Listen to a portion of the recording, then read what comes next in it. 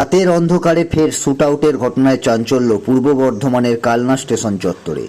জানা যাচ্ছে খুব কাছ থেকে মাথা লক্ষ্য করে পরপর বেশ কিছু রাউন্ড গুলি করে দুষ্কৃতী। ঘটনাস্থলেই মৃত্যু হয় হুগলি চুচুড়ার রাজা নামক এক ব্যক্তি। বেশ কয়েক মাস ধরেই রাজা হুগলি চুচুড়া থেকে কালনা একটি স্টেশন চত্বরে হকারি করতেন বলে সূত্র মারফত জানা গিয়েছে। সোমবার একটি দোকানে বসে খাবার সময় কয়েকজন দুষ্কৃতী বাইকে করে এসে খুব কাছ থেকে মাথা লক্ষ্য করে গুলি চালায়। ঘটনাটি কালনা স্টেশন সংলগ্ন নিউ মধুবন এলাকায়। সূত্র মারফত জানা গেছে মৃতের নাম রাজা, তার বাড়ি হুগলির চুচুড়া। জানা গেছে কালনা স্টেশনের 4 নম্বর প্ল্যাটফর্মের নিচেই তপন মাঝি নামক একজনের দোকানেই সে কাজ করত। জানা যাচ্ছে কাল রাতে 10টা নাগাদ খাবার খাওয়ার সময় দুষ্কৃতীরা এসে মাথা লক্ষ্য করে গুলি চালায়। ঘটনাস্থলে মৃত্যু হয় রাজা। স্থলে পৌঁছেছে কালনা থানার বিরাট পুলিশ বাহিনী, কালনা জিআরপি। কারণে শুট আউট তার তদন্ত শুরু করেছে কালনা থানার police. Bureau report, Singur TV news.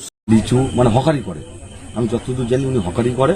তো আমরা দেখেছি আমাদের রাস্তাঘাটে দেখা হলে ভাই কেমন আছো, হাই হ্যালো এরকম করতো, ঠিক আছে, এটুকুই আমরা জানি। এর বাইরে কিছু জানি না, কোথা থেকে এসছে কি বৃত্তান্ত কিছুই জানি না। তবে এটুকু দেখতাম স্বপন মাঝির দোকানে ওখানে থাকতো, বা ওখানে একটা ছোটখাটো হোটেলের মতো উনি স্বপন মাঝি জল বেচে, প্লাস ওখানে তোমার উনি লিচু চুলি ব্যবসা করে, ও হকারি করতো আর কি, হকারি টাইপের মতো করতো। চায়ের দোকান ছিল, চাটা খেতো বা ওখানে থাকতো, এই পর্যন্ত আমরা দেখেছি। তবে এখন এই শুনে আমরা সত্যি কথা বলতে আমাদের এত বড় হয়েছি, কোনোদিন এই পাড়াতে এমন ঘটনা দেখিনি, আমরা তাজ্জব হয়ে গেছি। আর এই স্বপন মাঝির দোকানে এরকম বহু লোক আসে, কিন্তু এরকম কে আসছে না আসছে আমরা সঠিক তো কিছু জানি না, হতেই পারে ওনার রিলেটিভ বা আত্মীয়। কিন্তু এর মধ্যে যে এমন ঘটনা ঘটে গেল, আমরা খুব চিন্তায় আছি যে কি কারণে হলো। এসে তোমার মেশিন দিয়ে পুরো শুট করে দিতে, মাথায় 2টো গুলি করেছে। তাতে আশেপাশের লোক দুজন আওয়াজ পেয়েছে, এমনকি ওরা 2টো মোটরসাইকেল নিয়ে এসেছিল। যখন আসে তখন এখান থেকে যখন বেরিয়ে যায়, তখন আমাদের পাড়ার লোকজন চোর ডাকাত বলে চেঁচাতে যাচ্ছিল, তখন ওরা ফাঁকা একটা গুলি করে ওরা বেরিয়ে যায়। কেউ আমরা ধরতে পারিনি, বা আমাদের ছেলেপেলে যদি কেউ থাকতো পাড়ার বা পাড়ার প্রতিবেশী কেউ যদি থাকতো, তাহলে ওখানে গেলে একটা বিপদ অন্য ঘটে যেতে পারতো। কিন্তু এটা ঠিক, আমি স্বপন মাঝির সাথে কথা বললাম, উনি আমাকে একটা কথা বললো, ওনার বাড়ি হচ্ছে চুচুড়া, ওনার ডাক নাম হচ্ছে রাজা, ওনার টাইটেলটাও সঠিক আমরা এখনো জানতে পারিনি। তবে আমার মনে হয় যেটুকু জানো স্বপন মাঝি জানতে পারে, তবে আমার কিছু এই বিষয়ে কিছু জানা নেই বলতে, সেটা আমরা বলতে পারবো না। তবে 2-2.5 মাস ধরে আমাদের নিউ মধুবনে আমি লোকটাকে দেখছি। আমি এই লোকসভা নির্বাচনের আগে থেকে আমি লোকটাকে দেখছি রাস্তাঘাটে দেখা হলে সবার সাথে, যেরকম ভাই বাজারের মতন মেসে হাই হ্যালো করতো, ভাই কেমন আছো, এই পর্যন্ত।